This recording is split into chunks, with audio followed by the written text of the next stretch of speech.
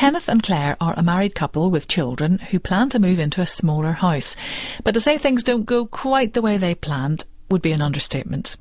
Now, the play itself was meant to be recorded on location in a house used for a number of Martyn's previous plays.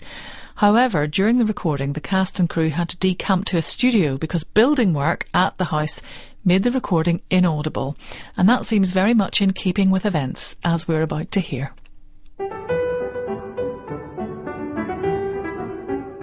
A Home of Their Own by Martyn Wade, with David Troughton as Kenneth, Barbara Flynn as Claire, and Margaret Tyzack as Mrs. Hooper.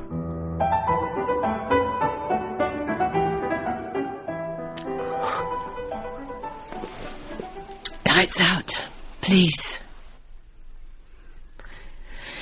Kenneth. In a minute.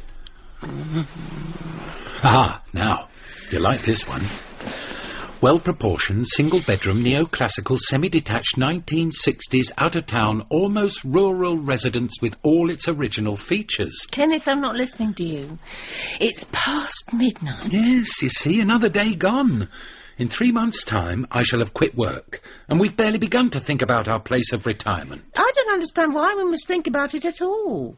Why can't we just stay here? No, it wouldn't be the same. There's no point being retired if you don't have a special place to do it in. Anyway, all the houses you've mentioned are far too small. Oh, so you have been listening. Single bedrooms, 2 at the most. Yes, Claire, it's very much part of their charm. Well, there's nothing charming about being impractical. How are we all supposed to fit into a house that's half the size of it? Oh, well, we don't. Or rather, half of us don't. The other half, me and you, fit perfectly. What do you mean? Where do the children go? The children, as you insist on calling those 2 indolent, pampered people, who are now, I believe, in their late 20s and who have never managed to unfasten themselves from us, not even for an away day in Brighton, they go elsewhere, since you ask. Elsewhere? Where elsewhere? The big wide world. I don't think they'd be very happy in the big wide world. No, possibly not. And if they weren't happy, I wouldn't be either. Well, that's because you're their mother and you're soft-hearted. But, Claire, we've been feeding and clothing these creatures for well over a quarter of a century. Surely by now we must have discharged our parental obligations.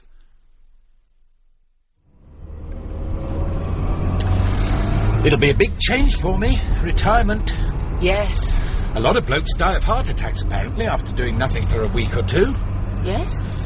Every hour of every working day for the last 40 years. The same routine, the same travelling arrangements, the same tedious Gilbert Fitzgerald at an adjacent desk, the same elements in the packed lunch. No, that's unfair. I threw in an interesting cheese from time to time. When I retire... My dear Claire, you have never retired. You are a relentless packhorse, a veritable drudge. Just think how many meals you've cooked, how many identical sandwiches you've made, how many years of your life you've devoted to that ungrateful brood of yours. They can't stay with us forever, you know. We're stunting their emotional growth.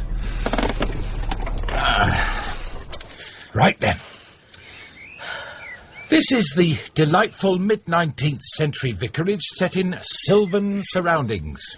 Sylvan? Behold, 3 trees. The house comprises a living room, kitchen, bathroom, master bedroom, and a spare bedroom stroke study. Oh, study, Claire, fantastic. Vicarages, one would have thought, should be rather bigger than this. Well, of course, vicars took up far less space in those delightful mid-19th century days.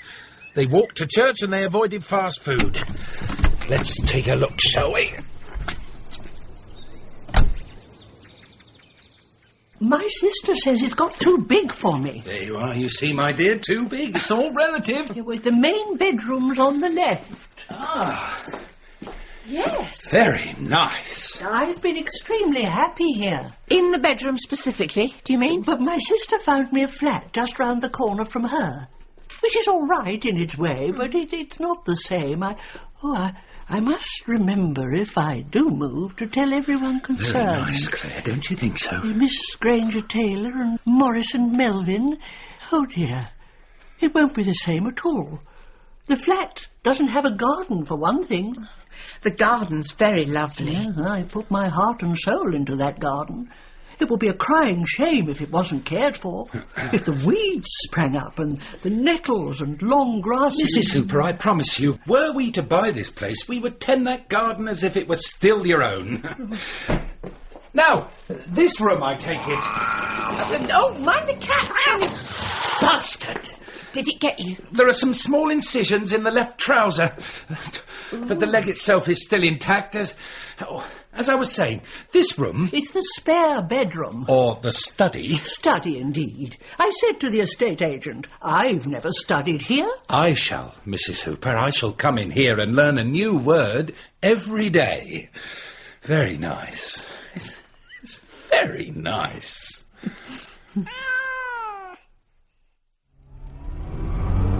Kenneth, I know you like it. I do like it. It's perfect. I want it. Don't you like it? Well, I would if it was bigger. I suppose the four of us might all be able to manage. Claire, no. If the spare bedroom was given to Jill. No, there is no spare bedroom. And we sort of curtained off a little corner of the living room for George. Oh, don't be absurd. A little corner of the living room, accommodating drum kit, heaps of putrid clothing, beer cans, dubious magazines, plates of fungoid food. No. No. George and Jill are not part of the deal. I shall not permit them to ruin my retirement. I know, of course, that they ought to be rather more self-reliant. Absolutely. But it's my fault, not theirs. Well, I apportion blame equally between the three of you. They were always my tiny, precious ones. You doted on them. You cosseted them. But now, Claire, you must perform an even greater act of kindness for them. You must expel them from the nest.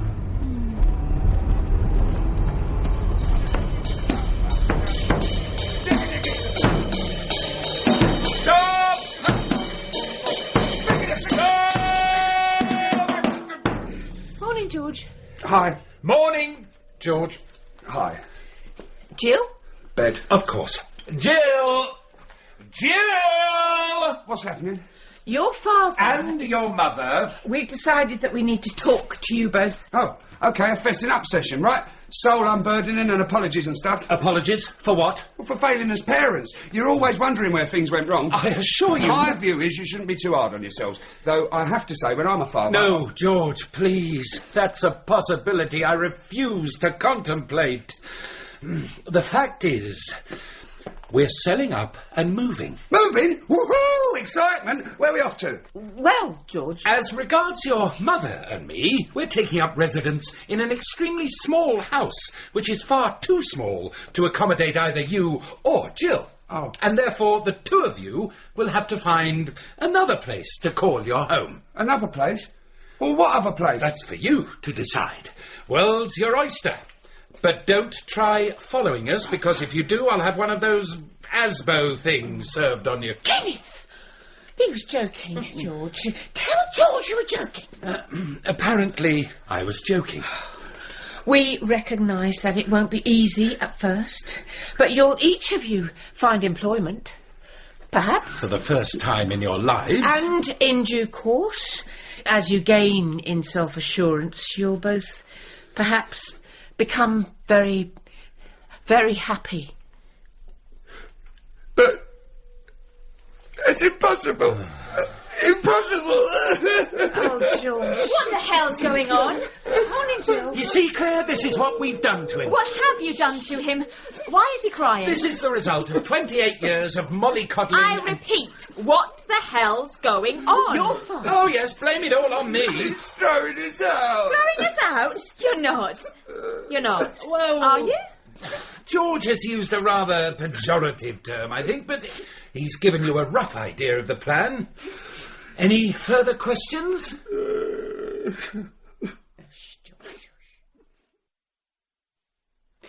They're going to Walsall. Walsall.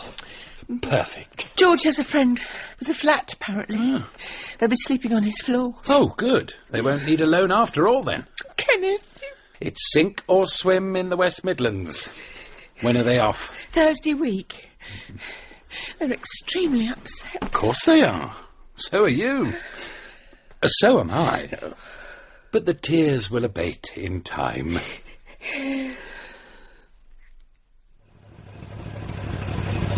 You'll drive safely, won't you, George? I'll try. It won't be easy for him, though, peering through the tears. Give my love to Walsall. What will you do there? Unpack, I suppose. Yes, but after that, what kind of gainful employment will you be seeking? I don't know. You might try teaching percussion. I'm not qualified. Oh, that doesn't matter. Just stick a few random letters after your name. What about you, Jill? I shall write my poems. Very sad poems. Don't worry about me, Dad. Don't you worry about George either. You just concentrate on having a happy retirement. We'll be fine. You'll look for suitable work, won't you, dear? I have no immediate plans, dearest mother, to go on the game. But extreme circumstances, no doubt, will demand extreme measures. Tell me, does the van have gears? I believe so. Good. Into first, then. And remember, it's all for the best. Bye. Bye. You're right. Well, bye. Yes, but not after 5 minutes, eh? Do you love us, Dad? Of course I do. Goes without saying. Bye.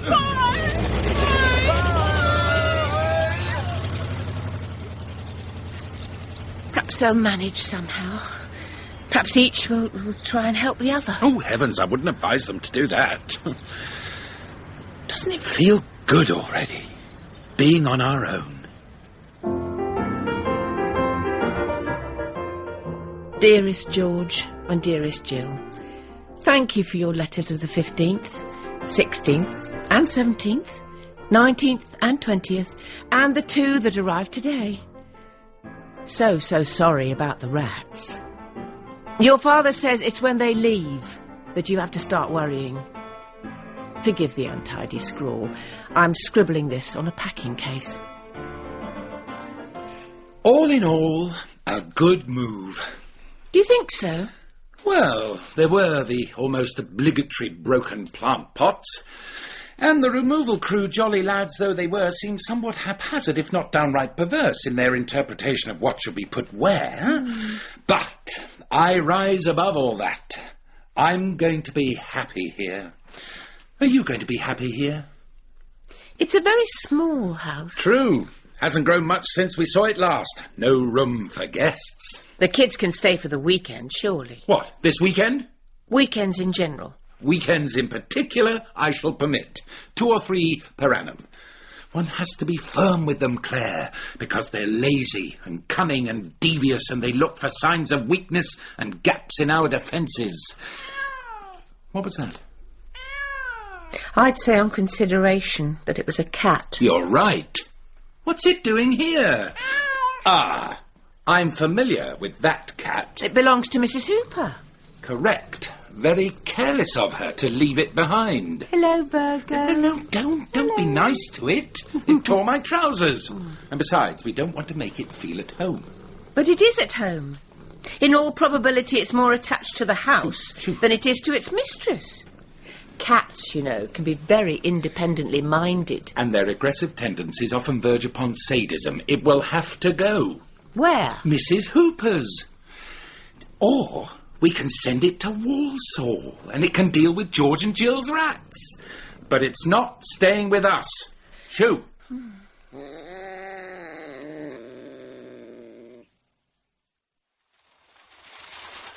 Dear Mum. And Dad. But chiefly Mum, since Dad has a heart of stone. We don't like it here. All is darkness, all is gloom. That's a line from one of Jill's recent poems. Wretchedness pervades the room. That's another. But to cheer us up, tell us, when you write again... Right soon, we live for your letters. Tell us about Burgo, the reprobate cat, and how he's making Dad's life a misery.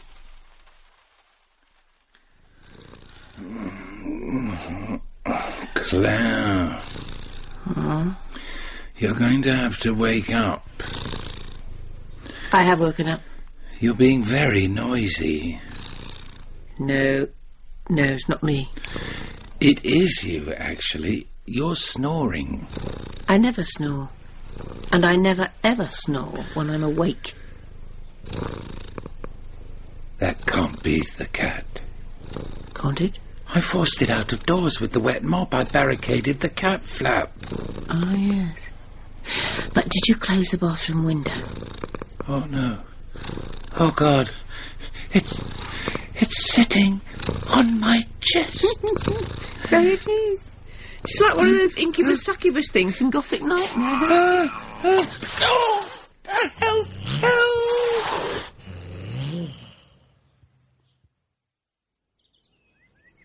Of course, if you loved Burgo... Don't be ridiculous. But if you loved him, just a little, he wouldn't bite back. Love comes unbidden.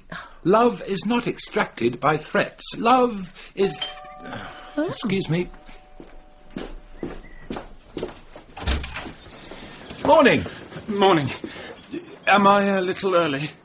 Or am I a little late? Or are you indeed exactly on time? Oh, no. No, I don't believe so. I'm never exactly on time. That's my problem. Well, that's one of my problems. Who are you? Do you know, I was going to ask your good self the very same question. You're not a local council officer, I suppose, with special responsibility for delinquent cats. Oh, my name is Mr. Norton. Who am I to deny it? Claire, Mr. Norton's at the door. Who? Mr. Norton. I don't know, Mr. Norton. I come here every other Monday at 10 or thereabouts to see Miss Granger-Taylor. Miss Granger-Taylor? That's right, in the living room. I assure you, Mr. Norton, there is no Miss Granger-Taylor in the living room. Oh, then indeed I must be early. Oh, forgive me. I'll go in and lie down. Lie down? Mr. Norton, we know of a Mrs. Hooper with a cat. Burgo. A dear lady. And a vicious cat. But Miss Granger-Taylor is not amongst our acquaintances. Oh! The sofa. It's not the same.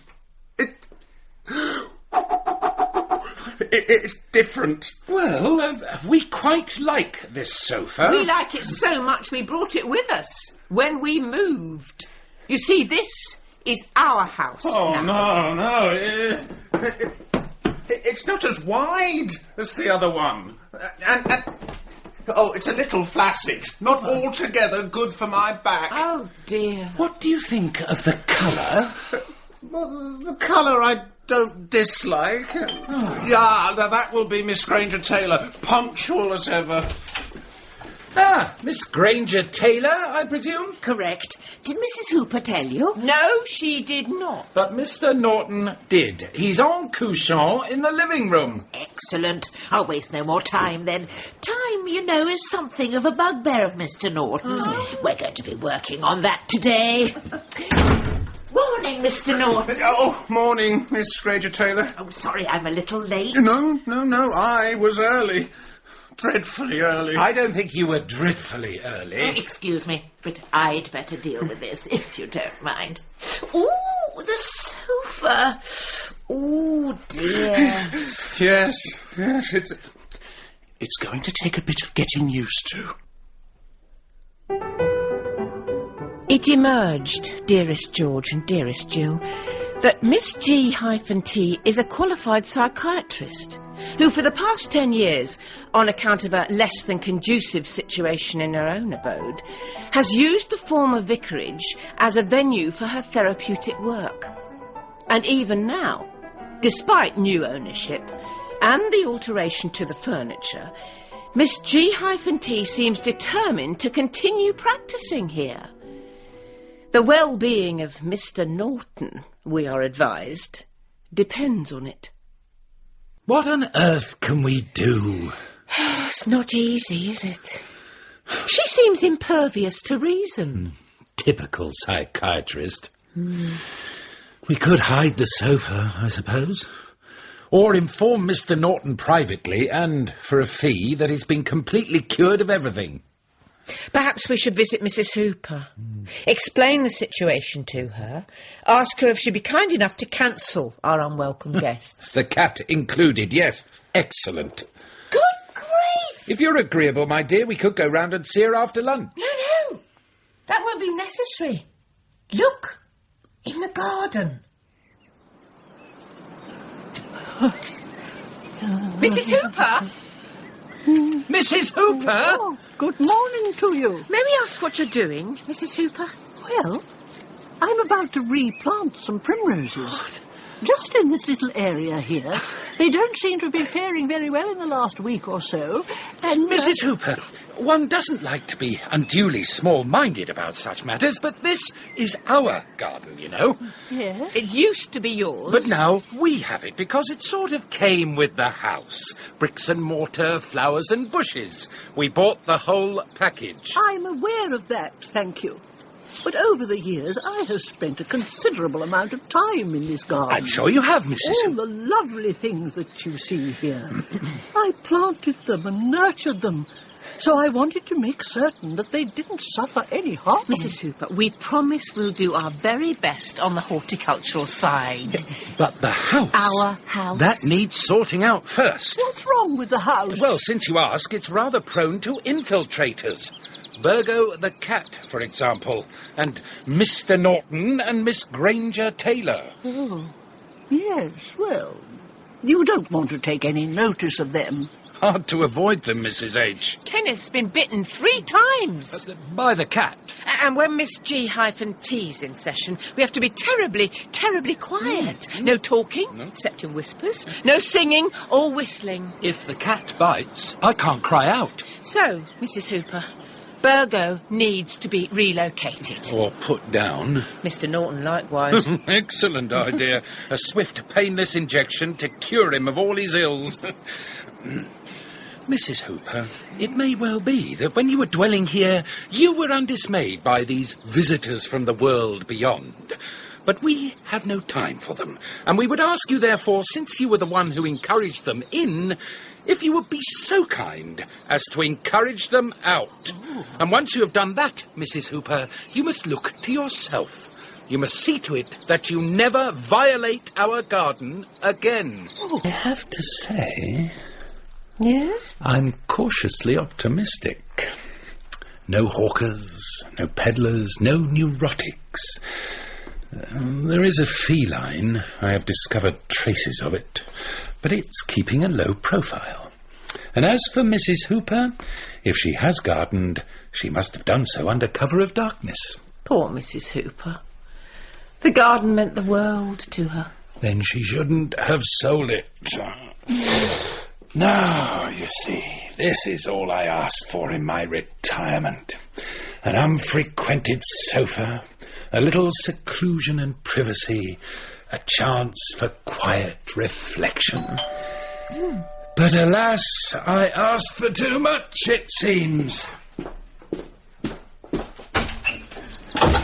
It's you. Yes. Again. Yes. And normally, as you know, I come on a Monday, but this is an emergency session. Last night, it was 4 o'clock before I got to bed. Clubbing, were you? OCD. No, the abbreviation is beyond me. Obsessive-compulsive disorder. Oh. 53 times I had to go down and check that the front door was locked. And was it? I can't be sure. Anyway... You're not getting on that sofa. Why not? Because that's where I was just before you rang the bell, and that's where I intend to return. Oh, but you can't do that. It's my sofa. The session was all arranged. You can't do that. Is there a problem? Yes, there damn well is. I'm hyperventilating. Oh, dear. Perhaps you'd better lie down, Kenneth. Yes. On the sofa. Yes, I'll do that. Thanks a lot, Claire. By the way, Mrs. Hooper's in the garden again. Oh, is she indeed? Well, we need her here now. All right. Now that is the egregious Granger Taylor, unless I've missed my guess. On my way. Morning. Ah, not Miss Granger Taylor. Not quite. Grab the tripod for me, will you? What? Here. Thanks. You're a relative, I suppose. I hope not. Is Emily Jane here yet? Not that I know of. Twas ever thus. Oh, my God. Excuse me, but please get... You've introduced a surrogate sofa. Could you keep very, very quiet, please? And there's somebody lying on it. True, it ought to be me by rights. It's my turn. As I was saying, who the hell are you? My name's Morris, this is Melvin. Hello. The two of us, employing our multitasking skills, are making a film about Emily Jane Bronte, her life and death. Her death, principally. She lies on the sofa, a martyr to tuberculosis. She refuses medical help, and scenes from her life drift in and out of her consciousness. Please, you're being awfully noisy. Well, forgive me, but you're not even meant to be here. You can be an extra, if you like, when we do the funeral. The film Working title, No Coward Soul, from one of Emily's most famous poems. will be shown at meetings held up and down the land by the Friends of Emily Jane Bronte. Or the Emily Brothers, as they're affectionately known. Funding for the project is provided by private investors, such as my dear mother. If you'd like to offer a gift of anything over £1,000, your name will be included in the list of executive producers. And we're also open, of course, to suggestions about product placement. Now, tell us, if you will, where's the sofa we had before? It's with Mrs. Hooper. Well, you must get it back. It was absolutely of the period. A mahogany frame it had and fluted legs. But for the nonce, if you'll pardon the expression, we shall have to improvise. We'll shoot in close-up, shall we, Maurice? And Emily's shawl will drape over the proxy sofa's visible parts. Brilliant. You see, one adapts to unforeseen circumstances. I don't. Claire! Claire, where are you? In the kitchen! I'm helping Mrs. Hooper with her gardening food. Well, hurry, I need reinforcements. I'll get it. Oh, God! Good morning. You must be the consumptive Miss Bronte. Yes, that is... It's a part you're playing. Well, you know, I do my best. Though, to tell the truth, the role isn't excessively arduous. There is an art to dying on a sofa, I'm sure. I'm not really an actress at all. Are you not? Apparently, though, my face is just perfect. The camera loves me, Uncle Morris says. But also, Uncle Morris is my uncle. I had intuited as much. And that might have something to do with my getting the part. I'll go and lie down on the sofa. Oh, well, good luck. Claire! Coming! Here we are. Oh, my feet have got bigger, you see. Fallen arches, my sister says. Mrs. Hooper, you promised us that... That's as maybe. I remember nothing. Miss Granger Taylor. Good morning. Come and join the assembled throng. Morning, Mrs. Hooper. Morning. Mrs. Hooper is going to make an important The announcement. alteration to the furniture's one thing. But Emily Bronte did not share her final hours and her sofa with a strange man. Perhaps we should all go home. Now that, if I may say so, is an eminently sensible idea. I'm sorry, but the session cannot possibly be postponed. Mr. Norton here. Oh, good morning, Mr. Norton. Oh, good morning. Mr. Norton here is in a distressing condition. I dare say Miss Bronte here is dying. And we booked her in to do it. Quiet! Thank you. Mrs. Hooper, Mrs. Hooper. Yes? kindly explain to your chums how it is. Tell them, very nicely, Not that nicely. that this house is no longer in your possession. Yes, that's very true. Hear that, everyone? It's not Mrs. Hooper's house. It's ours. And any arrangements which may have previously existed no longer apply. In fact, let me tell you all, plainly and unambiguously, unless you vacate this place within the next 10 minutes, I shall have you charged with trespass. Good heavens! What's about the film? What about Mr. Norton? Yes, what about me? I should also point out to you that as a householder faced with a gang of extremely unwelcome intruders, I am permitted, perhaps indeed encouraged, to use a marvellous degree of force to send you on your way. I suggest, therefore, that you get moving before I start to wield my trusty cricket bat, signed by Trevor Bailey. Trevor Bailey! Come on, see them out, Claire. As you wish, my dear. Yes, come on. To be honest, Yes, Emily Jane. I'm not too unhappy that you've put a spanner in the works. The camera, I suspect, doesn't really love me at all. And I don't much love the camera. What about cats? Oh, quite like cats. Could you quite like this cat? Why? He's yours. What? Take him, please. Oh. And keep him on a very tight lead. And finally, Mrs. Hooper. I tell you, if the garden is allowed to become overgrown, I shall never forgive you. Well, think on this, Mrs. Hooper. If you stay well away, you will never know. Let us all henceforth keep ourselves to ourselves. Goodbye. Oh.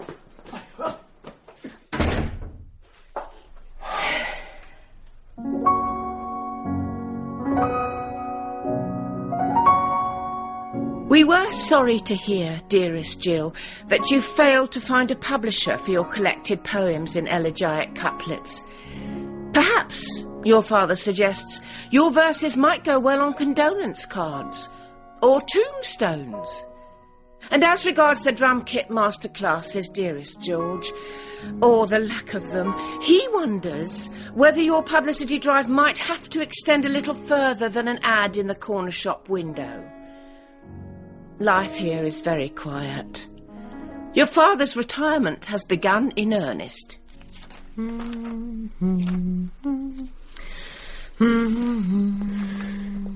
I must confess, it's almost frightening in a way. So many new vistas threatening to open up, so many choices to make. So many hours for you to fill. Exactly. What I think I might do is create a timetable. A timetable? Yes. So that there's some structure to my new existence. 7 o'clock, do Canadian Air Force calisthenics routine. 7:15 breakfast. 8 o'clock, go for first walk. 9:30 commence crossword. Then 10 o'clock, read an improving book. An improving book? Well... Or do you mean one that gets better as it goes along? 10:45 11s. How quaint. Why not wait another 15 minutes and give it absolute authenticity? Well, when I was at work... Ah, yes, work. Gilbert Fitzpatrick always had his 11s at 11, so I had to have mine a little earlier. I see. He's still got another 2 years, you know. Gilbert Fitzpatrick.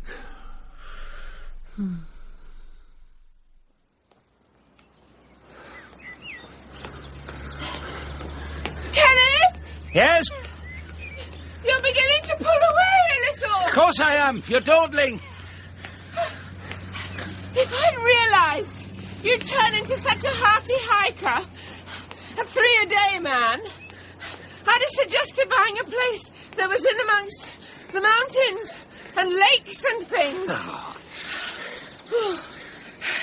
Perhaps we ought to get a dog. Whatever for?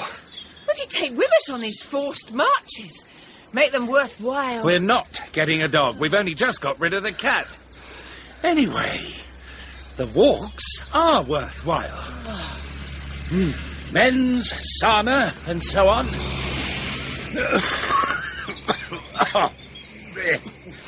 The book I started yesterday, it's called The Private Papers of Henry Rycroft, and the said Mr. Rycroft is a struggling author who at the age of 50 is unexpectedly bequeathed some money and decides to retire. He has a rustic housekeeper to look after him, and he spends his time in perfect happiness reading and pondering and reminiscing and being visited occasionally by his friends. Friends. We could do with a few of those. And he keeps up his writing, too, in a sort of way, in order to record these ponderings of his. And that's what Henry Rycroft's papers are. His various thoughts about things, about springtime and bookshops, the singing of the birds and the beauty of the flowers and trees. What happens to Mr. Rycroft? He suffers from a heart problem and he dies suddenly. Which is how he wished to die. So it's all perfect, really. Come on, only 3 miles to go.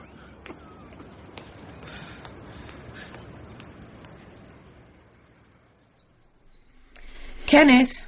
What? You're not reading, you're dozing. It's a lie. I was meditating on the text. It's occurred to me, I can never be like this Rycroft fellow. If the birds are singing, I don't listen to them. If I manage to recognise the wondrousness of nature, I certainly don't know how to enthuse about it. Well, we can't all be Henry Rycroft. True. Any more than we would want to be rustic housekeepers. You know what the problem is, don't you? Tell me, divine oracle. You haven't enough interesting material to put into this organised life of yours. Nonsense. When you were at work, the day was taken care of. Reports landed on your desk. You wrote reports which landed on other people's desks. There were meetings. That's right. My God, there were a lot of meetings. With minutes and agendas. And PowerPoint presentations. Here, it's an event when the man comes to read the meter. Kenneth, may I be honest with you? Reasonably. Well, I think, if you'll forgive me for saying so, that I liked life a little better when we weren't alone together all the time. I see. There was a nice balance between having you around and not having you around, if you take my meaning. Yes, I take your meaning. Are you cross? No. Disappointed? Shocked? No. I feel just the same about you. Oh. Pussycat, pussycat, I love you. Yes, I do. Dearest George and dearest Jill, you'll be interested to know that Burgo the cat, careless of the terms of banishment imposed upon him, arrived in the night, and despite your father's best endeavours, was still with us in the morning. Where is he now? In the kitchen, on the little rug by the stove. What? Oh, he looks very settled and contented. For God's sake, Claire. Tea? Thank you. But after that, I must get to work. A mere mop, clearly, is insufficient.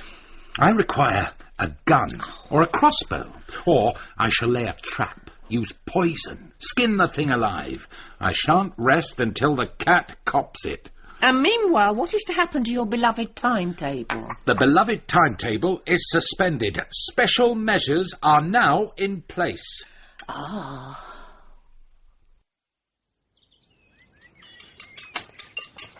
In my view... Sorry? In my view, life is rather more pleasurable now that it's unfettered by routine. I can cook when I feel like it. I don't have to take a walk in the pelting of the pitiless storm. What the hell is that? It's a catapult. For pelting at cats. I made it myself. Yes. It has a certain bushwhacker quality to it. You won't win, you know. I will, in time. No, you'll not harm a hair of its little head. Will I not? Too soft, am I? No, my dear, too slow and not smart enough. Oh, I see. So, where is the furry bugger? In the garden, perhaps. Claire, come here. Well? What do you see? Aside, I mean, from the customary garden features.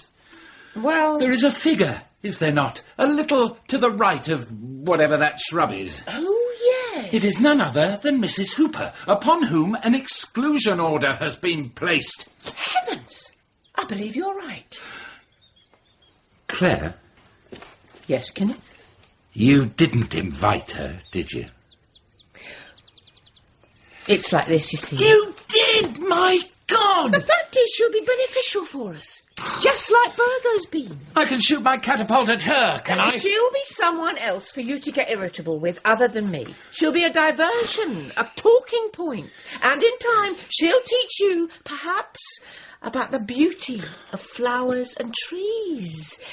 She'll be Mrs. Hooper. And she'll be happy. Oh, right. And I suppose, by a logical extension, we must have the rest of them back too. Mr. Norton and all that. Well, since you mention it... My life is to be thoroughly disrupted again. Is that the plan? Goodbye to peace and quiet. Hello, Bedlam. It has to be more fun than timetables and Henry Rycroft, surely. I'll have a word with Mrs. H. She knows where they all live. And here's an idea. Why don't we invite them to a housewarming party?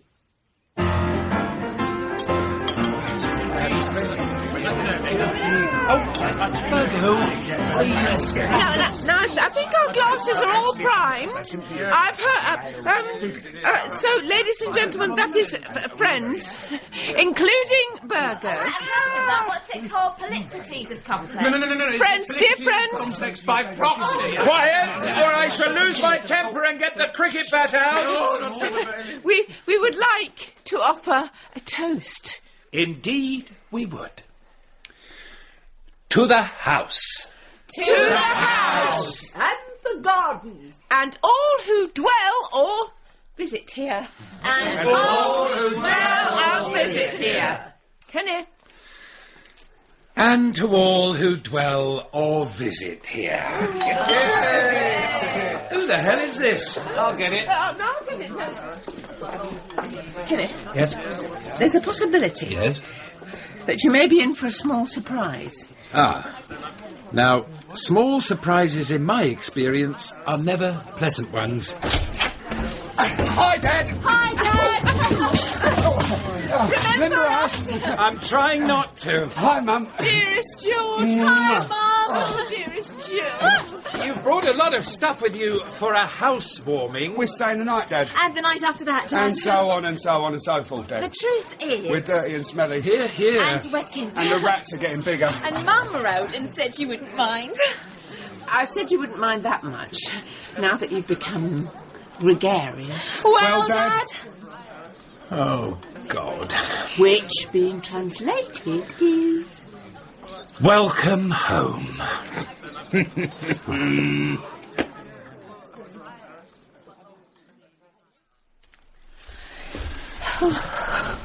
There. All sorted, as the children say. What have you been doing? Making a bed for Jill in the spare room. Otherwise known as the study. And getting the sofa ready for George. Oh, I hope he'll be all right. It's an exceedingly comfortable sofa, particularly when one has it to oneself. Oh, he's a very lucky bastard. Spoilt rotten. And so is Jill. They can't stay forever, you know. Of course not. It will be absurd. Absolutely. The housewarming was fun. We must invite our friends round more often. Must we? And if the kids are lucky bastards, then so are we. Don't you think? Lights out. Good night, Kenneth. Good night, Claire. Oh. Good night, Burgo.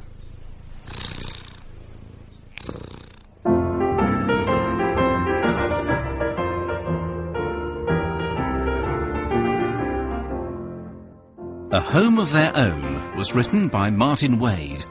Kenneth was played by David Troughton, Claire by Barbara Flynn, Mrs. Hooper by Margaret Tyzack, Mr. Norton by Jonathan Keeble, Miss Granger-Taylor by Richenda Carey, Morris by Wayne Foskett, Melvin and George by Harry Myers, and Jill and Emily Jane by Colin Prendergast. A Home of Their Own was directed by Cherry Cookson.